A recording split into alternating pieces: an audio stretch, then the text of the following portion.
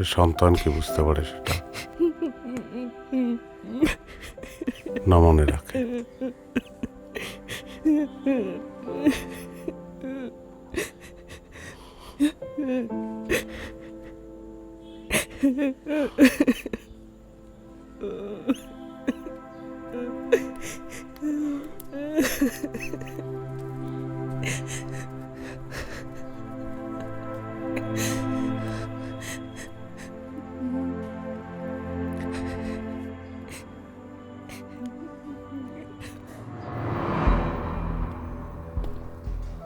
শোনো, হাফিজ আসলে আমাকে অবশ্যই কল করতে বলবে, ঠিক আছে? আমি তো স্যার, ফ্ল্যাটের অন্য লোকদের সাথে আমি কথা বলেছি, ওনারা খুবই ভালো মানুষ ছিল, কারোর সঙ্গে কোনো ঝগড়া কখনো হয়নি, এমনকি নিজেদের মধ্যেও কোনো ঝগড়া হয়নি।